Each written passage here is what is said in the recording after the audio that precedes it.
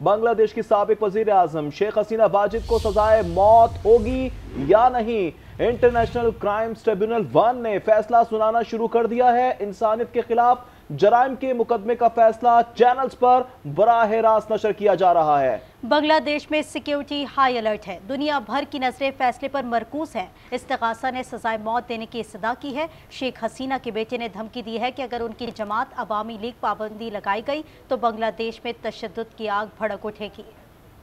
Order to hang the students as Razakars have been hanged. Now I am mentioning the substantial portion from this conversation from her conversation with ASM Maqsood Kamal, the accused Vice Chancellor of Dhaka University. Sheikh Hasina, তো রাজাকারের তো ফাঁসি দিয়েছি, এবার তাদেরও তাই করবো, একটাও ছাড়বো না, আমি বলে দিচ্ছি। শেখ হাসিনা, কোন দেশে বাস করি আমরা?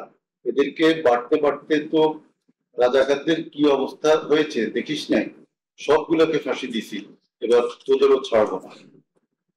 শেখ হাসিনা, সব এইগুলাকে বাই করে দিতে হবে, আমি বলে দিছি। আজকে সহ্য করার পরে অ্যারেস্ট করবে, ধরে নেবে এবং যা অ্যাকশন নেওয়ার নেবে।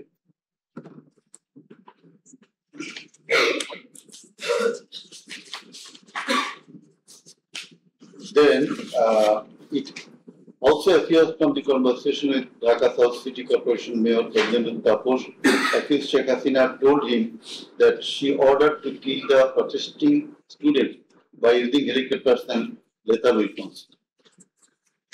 The substantial portion of the conversation is Sheikh Hasina, দরকার নাই, ওটা দরকার নাই, আমি সেনাপ্রধানের সাথে কথা বলেছি, ওরা রেডি থাকবে, ঠিক আছে। এখন তো আমরা অন্য ইয়ে করতেছি, ড্রোন দিয়ে ছবি নিচ্ছি। इस वक्त ये मनाजिर आपको दिखा रहे हैं। बांग्लादेश की साबिक वजीर आजम शेख हसीना वाजिद को सजाए मौत होगी या नहीं, ये इस वक्त अदालत में तमाम तर कार्रवाई जारी है। आपको बता रहे हैं बांग्लादेश की साबिक वजीर आजम शेख हसीना वाजिद को सजाए मौत होगी या नहीं। इंटरनेशनल क्राइम ट्रिब्यूनल ने फैसला सुनाना है, जबकि ये फैसला सुनाना शुरू कर दिया गया है। समाअत इस वक्त जारी है। जबकि आपको बताएं कि बांग्लादेश की बरतरफ वजीर आजम शेख हसीना वाजिद का मुस्तकबिल क्या होगा। इंसानियत के खिलाफ जराइम के मुकदमे में 80 से जायद अफराद ने गवाही दी, जिनमें से 54 अफराद वो हैं जो पुरतशद्दुद मुजाहिरों में जिंदा बच गए थे। इस हवाले से रिपोर्ट देखिए। उरूज ने जवाल देख लिया, स्याह और सफेद की मालिक होने का दावा धरा रह गया।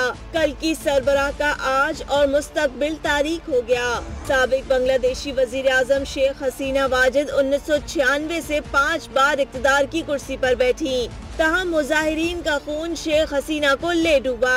गुज़िश्ता साल तुलबा एहतजाजी तहरीक ने हसीना वाजिद का 15 साला दौरे हुक्मरानी खत्म कर दिया। तख्ता उल्टा तो शेख हसीना भारत फरार हो गयी और बांग्लादेशी नोबल इनाम याफ्ता मोहम्मद यूनुस को उबूरी हुकूमत का सरबराह बना दिया गया। अक़वाम मुत्तहिदा का कहना है कि शेख हसीना की इक़्तिदार कायम रखने की कोशिश के दौरान ट्रैक डाउन में बांग्लादेश में 1400 अफराद मारे गए थे। ये अमवात उनके खिलाफ कायम मुकदमे का मरकज थी।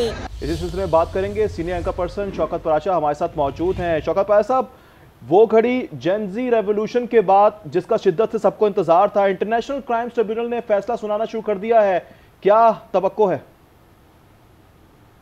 देखें, अभी तो फैसला सुनाना शुरू हुआ है। इस सिलसिले में आगे तो अभी अदालत ही कुछ बताएगी, लेकिन जो 400 नौजवान मारे गए थे और इसमें डायरेक्ट हसीना वाजिद इन्वॉल्व थी। जब वहाँ पर नौजवान रेवोल्यूशन लेके आए और हसीना वाजिद को फिर अपना मुल्क छोड़कर अब भारत जाना पड़ा, तो वो 400 नौजवानों का जो रिकॉर्डेड है, इसके अलावा कितने पिक हुए, कहाँ गायब हुए, उसका तो अभी पता नहीं है, लेकिन 400 नौजवानों का, मुजाहिरीन का कत्ल जो है वो तो किसी न किसी की जिम्मेदारी है।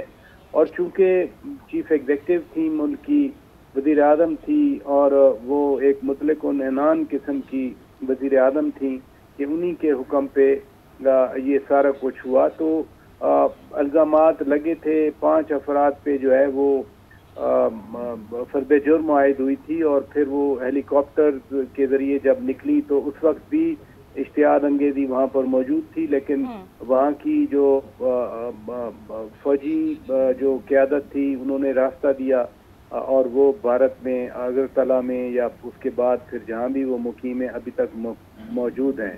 तो ये कम अज कम। लेकिन शौकत, जो उनका पूरा हमने दौरे हुकूमत देखा जिसमें तमाम तर जो उनकी एक्टिविटीज़ थी, जो लोगों का खून बहाया गया बांग्लादेश के अंदर, और अब जब हम उनकी बॉडी लैंग्वेज देख रहे हैं, जो उन्होंने वॉइस पैगाम जारी किया अपने तमाम तर लोगों के लिए, उन्होंने कहा मुझे इस फैसले से कोई फ़र्क नहीं पड़ता, चाहे फैसला जो भी आए। इस तरह का बॉडी लैंग्वेज आप नहीं समझते कि कहीं ना कहीं पीछे से कोई बैक सपोर्ट बहुत स्ट्रॉन्ग है?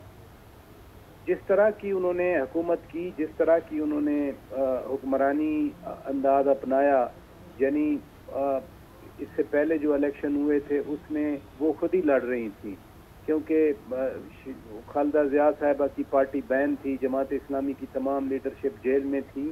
तो वो अंदर से वो जो एरोगेंस है, जो मैं कह रहा था मुतलकुल अनानी है, यानी फाशिज्म है, वो तो इनके अंदर से नहीं गया। सारी ज़िंदगी अगर इस खातून ने एक डिक्टेटर के तौर पर हुकूमत चलाई और हर अख्तियार इनके हाथ में था, और पीछे से जो कुव्वत है वो अभी भी इंडिया में बैठी है, इंडियन गवर्नमेंट तो अभी भी इनको सपोर्ट कर रही है।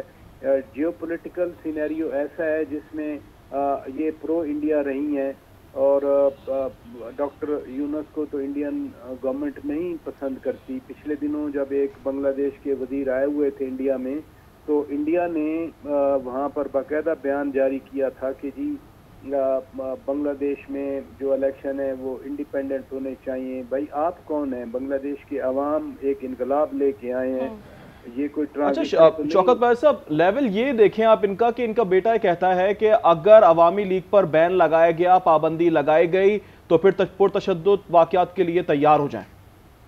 इनका बेटा बैठा कहाँ है? वो तो खुद मुल्क में नहीं है। इनके बेटे के खिलाफ तो वैसे बाहर भी केसेस हैं, अंदर भी केसेस हैं। और जब वो इनका बेटा गया था, हसीना वाजिद का बेटा, तो वो भाग के इधर से गया था, वो तो अपने मुल्क आ भी नहीं सकता था जब इनकी वालिदा वजीर आज़म थी। अब तो हालात बदल गए। मैं यही आपसे गुजारिश कर रहा हूँ कि जब ये डिक्टेटोरियल माइंड होता है, उनको आखिरी लम्हे तक ये यकीन नहीं होता या ये अदराक नहीं होता रादर के वक्त बदल गया है, हालात बदल गए हैं। अब ये आग लग जाएगी या उनकी हुकूमत चली गई है। हुकूमत कैसे गई? अवाम खड़े हो गए। अवाम क्यों खड़े हो गए? इनके खिलाफ हो गए अवाम, और फिर 400 के करीब वहाँ नौजवानों को गोलियां मारी गई। आपको याद होगा, मुझे अभी तक वो विजुअल नहीं भूला, जब एक नौजवान खड़ा हो गया और उसने कहा आओ मुझे मारो, तो सिक्योरिटी फोर्सेज ने, उनकी पुलिस ने गोलियों से उस लड़के को छिलनी कर दिया। ये सारी बातें क्या हसीना वाजिद के बेटे को इल्म नहीं है? अगर बाकी दुनिया के लोग, हम जैसे लोग हजारों किलोमीटर दूर बैठ के ये चीजें देख सकते हैं, परख सकते हैं, समझ सकते हैं, तो उसका बेटे बांग्लादेश की साबिक वज़ीर आज़म शेख हसीना वाजिद को सजाए मौत होगी या नहीं, अब से कुछ देर बाद फैसला सुनाया जाएगा। शौकत पराचा हमें तमाम तर सूरत हाल से तफसीली आगाह कर रहे थे, आपका बहुत शुक्रिया।